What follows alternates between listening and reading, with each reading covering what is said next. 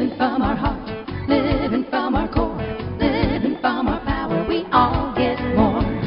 We are powerful women. Hello, everyone, and welcome back to the Heart Whisper Summit. I'm Sue Erda, your host for this event, and I am so grateful that you are here with us because that means that you are on your own journey of listening more closely to the whispers of your own heart and your own guidance and that innate wisdom that we all hold. So thank you for being here, and thank you for being on this conscious journey with us. I'm really excited today to talk with Kathy Sipple. She is one of the authors who shared a story in this upcoming book, Heart Whispers.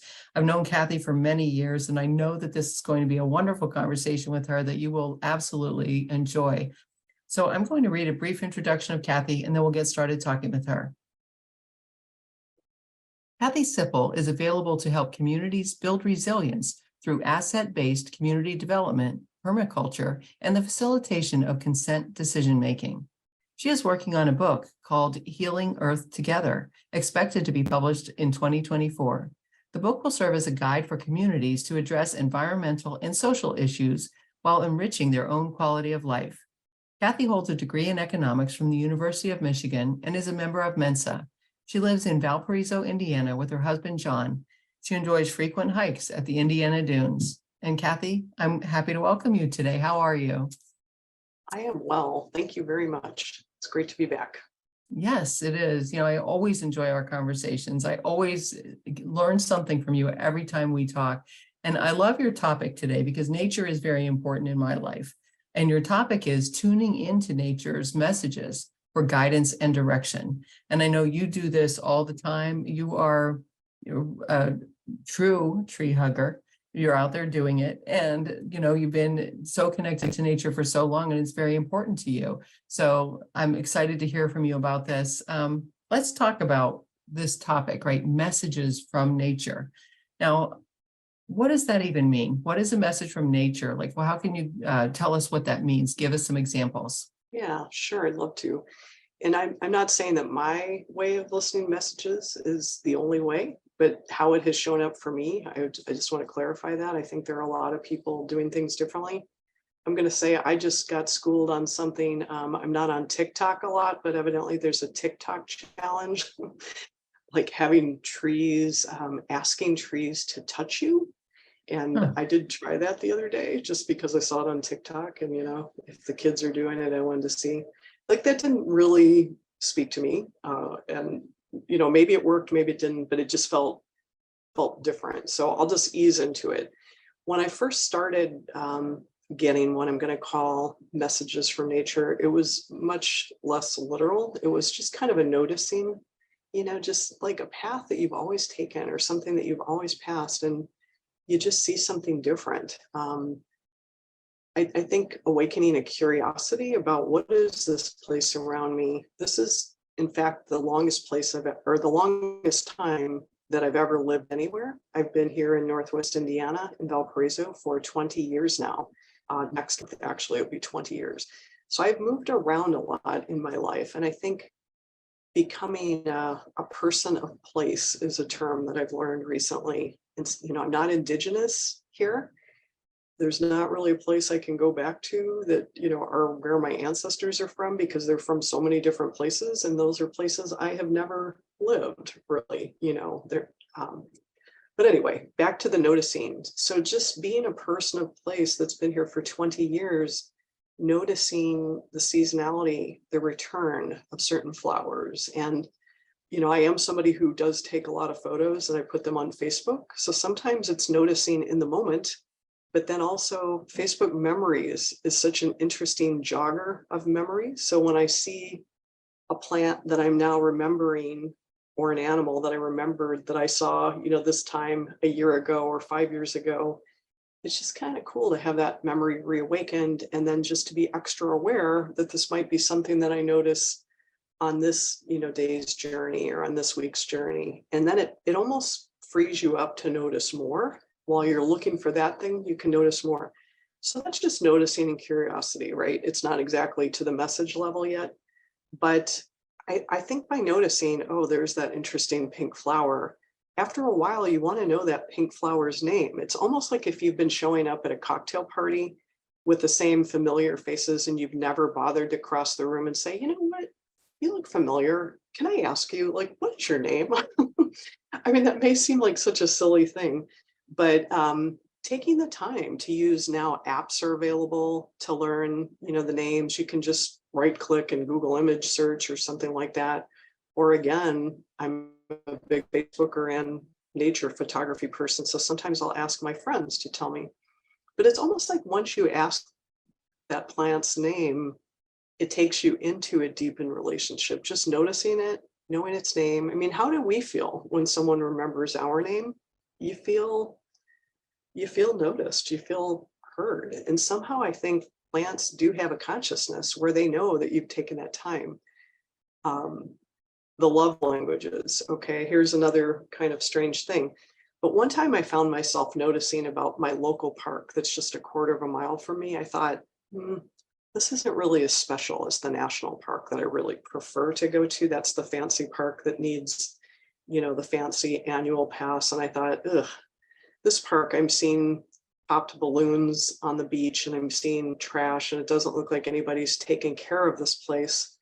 I literally got a message from nature that said, that's not our fault. We're pretty special. We did not put the trash here. Like, you have two legs, you have an opposable thumb, you could pick it the heck up. And I mean, it was almost like a friend just speaking truth to me. And I thought, oh my gosh, this park is right. And of course it wasn't allowed, but as soon as I had the thought, I was almost like just brought to an awareness that I had the power to do something about it. I went back to my car, I got a trash bag, I started picking up pieces of trash and I put it away. And before this time, I had been looking for mushrooms because I'm a big mushroom hunter too. I hadn't found any mushrooms. After I did that service at the park, I found a mushroom almost immediately. Now, I can't prove that that was a thank you note from the park, but it's things like that. I mean, isn't that kind of crazy? That's It's amazing. kinda cool. And it sure felt like a thank you note, right? It's like, okay, It really if did. this, then that. That's how it works. It's reciprocity. And it's escalated. Okay. So mushroom was the gift, I don't know if they're anniversary gifts. I feel like I should update my Facebook status to say in a relationship with, my local park, because I spend more time at that park and noticing it than like anybody else or any place else in my life. It's like, I just know the contours, I know the animals, I know the paths, it just the seasonality, everything about it. But yeah, I guess we're getting married because I actually found a ring on the beach not too long ago. So that was a strange message. I think it was saying, we're connected. We want to stay with you forever. That was like a crazy message. But I mean, seriously, kind of bringing it back to a like less playful thing.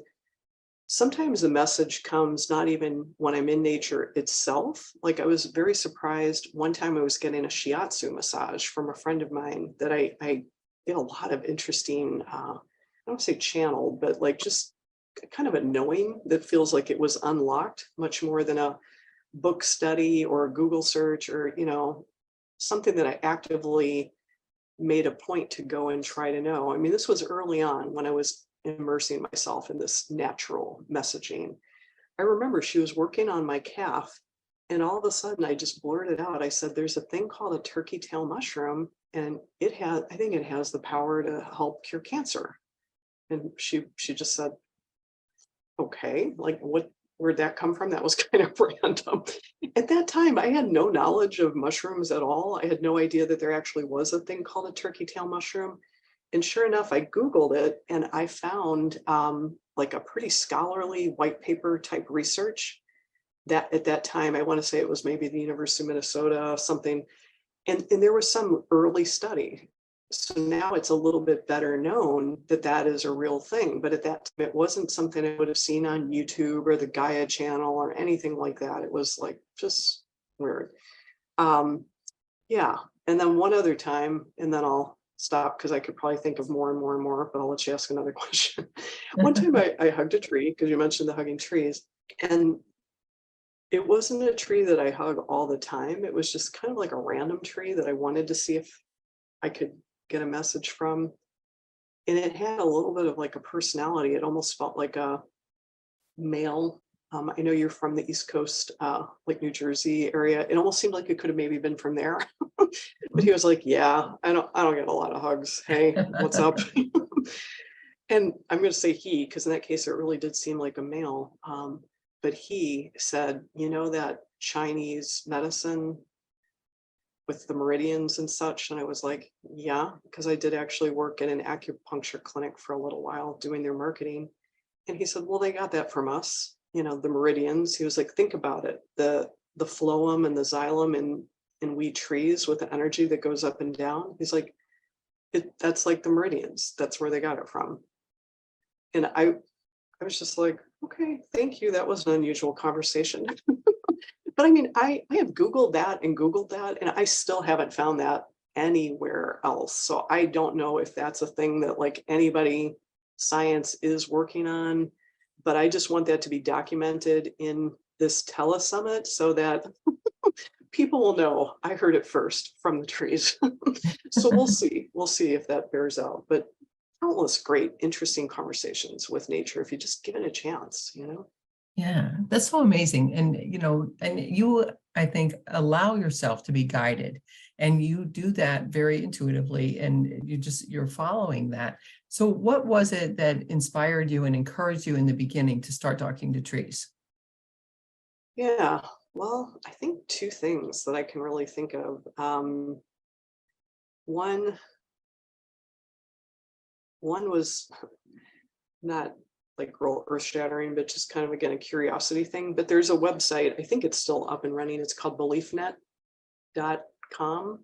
Have you been on that before? I have, yes. I believe it is I still up. found that, okay, good. I really like that. There was something that they had, and I want to say it was called the Belief-O-Matic quiz.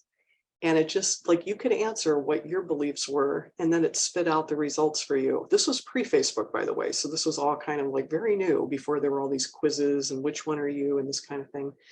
But based on my answers, I was really surprised that one of the top choices in alignment for me was neo-paganism.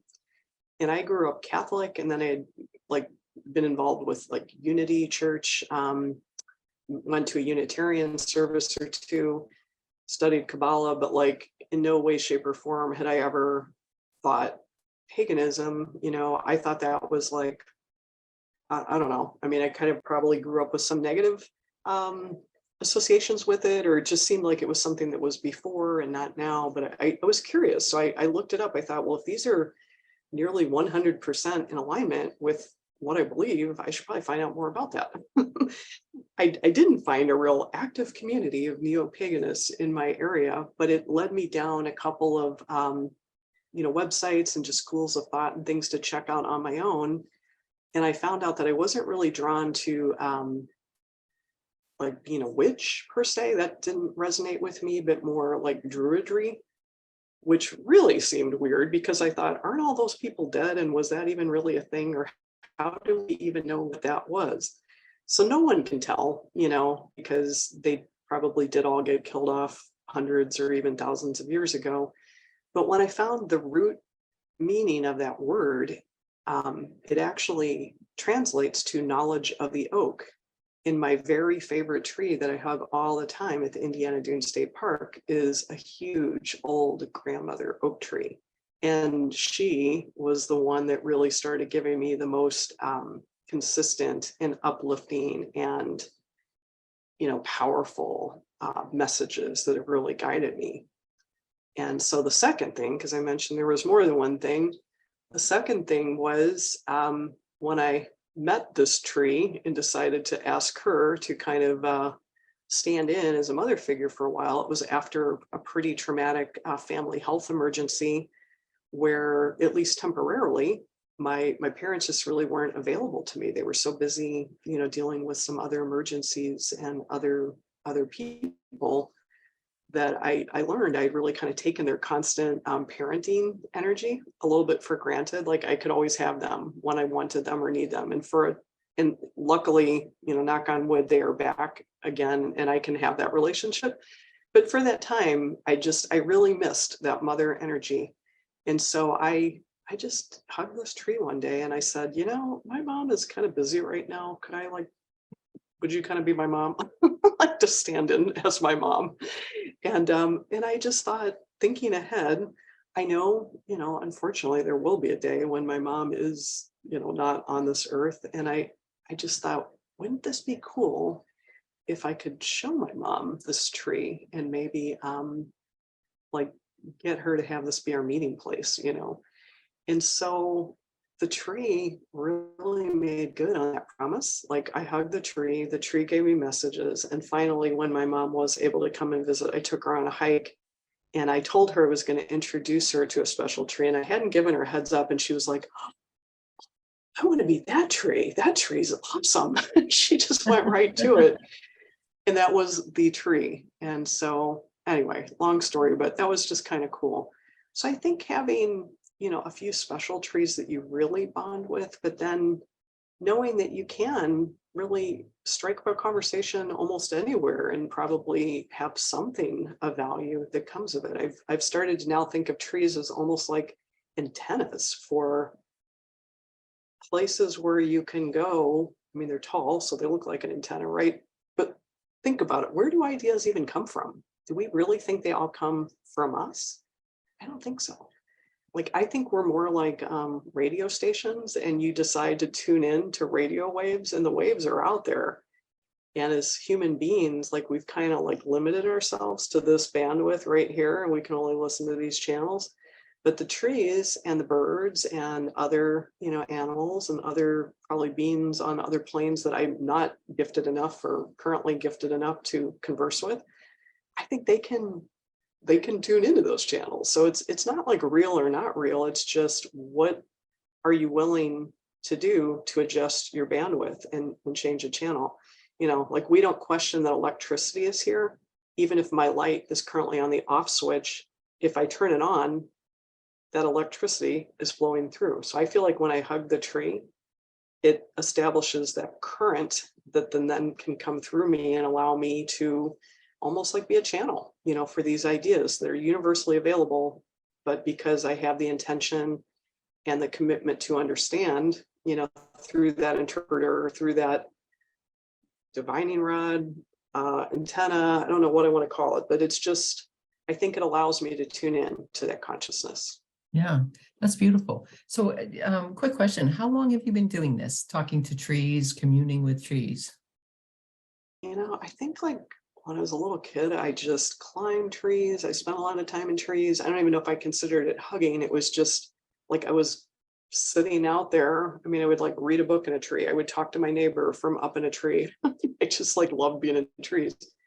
And then for a good long period, in my adult life, I just did not get that up close and personal to trees. So I'd say like when I was very young, and then most recently, probably just in the last 10, 15 years. Yeah. Mm-hmm.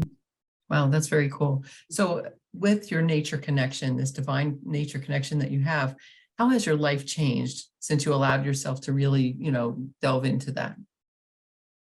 Yeah, I think one of the coolest things is that I used to think of nature as something that I would go and visit, that it had to be very special at a state park. And I already told you like my prejudice against my local park. But even that, I could say, oh, I have to go to the local park. And then, then I am in nature. During COVID, when everything was shut down and people, it's just all very unclear what people were doing, I decided to, this is kind of what my chapter is about, actually, message from Green Tara. I was panicking. I was just like, who am I if I can't go into the city and be a trainer and get paid to do this thing? Like, who am I if I can't go and speak in front of people in person? And I was supposed to be the Earth Day MC in April of 2020. And, Earth Day got canceled. The whole world was canceled. The whole world was locked down. So I just kind of got this message that bring nature home, bring nature to you. Like, bring that peace. Like, don't even make yourself take one short trip, like bring nature right to you. Have Earth Day every day, make April Earth Month. And yeah, I was underemployed, under-resourced in so many ways, but I had a lot of time on my hands. And so I just got rid of all of my turf grass. I just every day went out there and put down cardboard, put on wood chips and I was building soil. I was preparing the way to create like a pollinator habitat, to create, you know, a wildlife friendly habitat. And now, I mean, that garden, I could not have imagined how happy it would make me, but also how happy it would make other people. Like in that time when everybody was siloed in their homes and not talking to each other, except if it was on Zoom or something, my yard became this place where people could stop and note something because it was very engaging and inviting. There was always like butterflies or interesting birds. And I put up a little free library with books about gardening. And one of my favorite quotes is from David Holmgren. He says that permaculture, which is a form of organic gardening that I enjoy, is revolution disguised as gardening.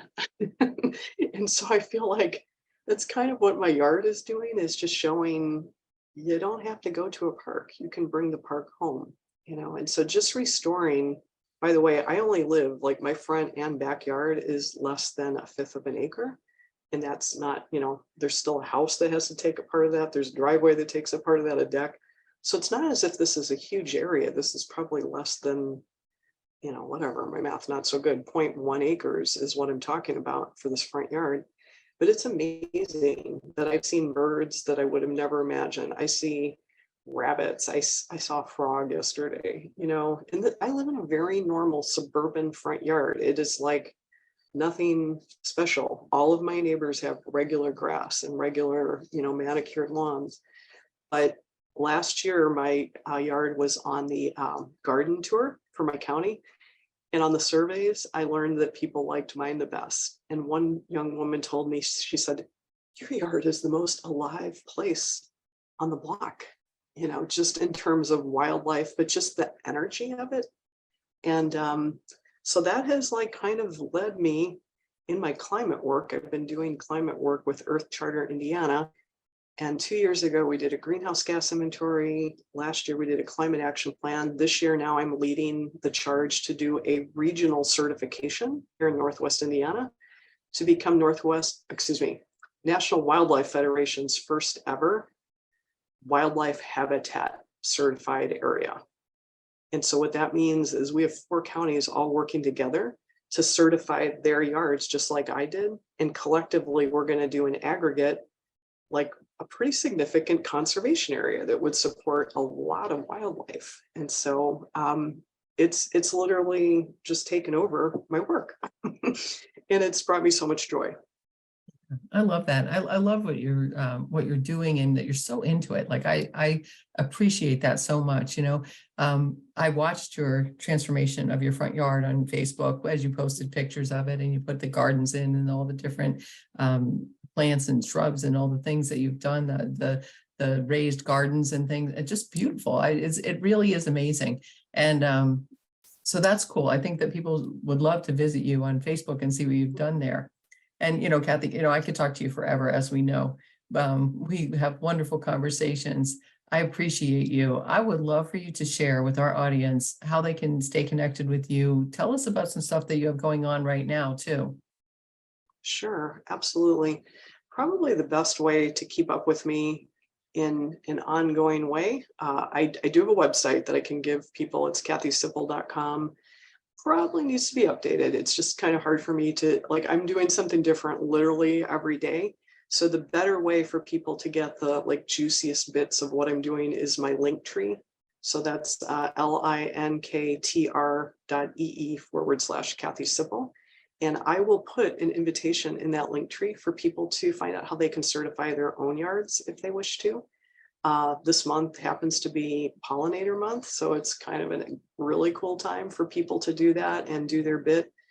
You know, whether you do it for yourself, your own curiosity, for wildlife, for people who like to eat, and let's face it, that's all of us. Did you know that we owe 1 out of every 3 bites of food that we take to pollinators? They help make those crops possible. So I think the least we can do is give them some food, give them some shelter, make their life a little easier. Might actually ensure that we have something on our plate in years to come. So there's an incentive. But also on my link tree, you'll find things that Sue mentioned in the bio, like, about time banking, about the asset-based community development, about sociocracy. And these are all kind of ongoing adventures that are unfolding. So there will be more on that soon. I will say one freebie too. If you want to find out a little bit about sociocracy, and most people probably will be like, why would I want to, going from wildlife to that? But for me, it's about the social climate. We could probably get the science of climate down right now. We've known it since I was in college a million years ago. We've known what to do scientifically, but I think the things that we haven't known about what to do is how do we work together to get those things done. And that's why I'm really grateful for sociocracy, because that has shown me, that has taught me, empowered me to become a facilitator, to really work more like the forest does. The forest doesn't hoard information or money or resources. It sends it out through its, fungal network below the forest, the trees, the mycelial network that connects everything together. And that's what I think sociocracy really allows us to do through our social connections, patterning them in a way that is interconnected in a distributed power way and gets information effectively and quickly through the network. So that's what you'll find on my link tree. It's ever growing. That's it. That's it. Nothing more. I'm sure there's much more. I know there Yeah. is much more. You're one of the busiest and most interested and interesting people that I know. So I certainly appreciate that. I appreciate your efforts. Mother Earth, I know, appreciates you so much. So thanks for being a part of this book, Kathy, and thanks for being a part of this summit and all that you do for our authors as our trainer as well. Thank you so much. It was great being here. Wonderful. And listeners, thank you for being here. Thank you for being on your own conscious journey. I know you listened today because this was talking about you getting in touch with nature more, which always feels good to me. So it must feel good to you too. I know that you will love reading these books in the Heart Whispers, or you're reading the stories in the Heart Whispers book, because these authors share their own transformations of listening more closely to their heart. And you're going to love that. So be sure to buy the book on launch day, which is June 22nd. If you go to our website, heartwhispersbook.com, we will guide you to the Amazon page for your country, wherever you are. You'll be able to buy that Kindle book for 99 cents that day. You can also buy the paperback that day, but buy the Kindle book for 99 cents. And then bring your receipt number back to our website, heartwhispersbook.com. You'll get access to more than 40 gifts from our partners and authors. And these are totally free, wonderful gifts. It is such a deal, 99 cents, do it. And you'll love the stories in the book. So thank you so much for being on this conscious journey. Go out and hug a tree today. Enjoy yourself. Have a great day, everybody. Bye for now.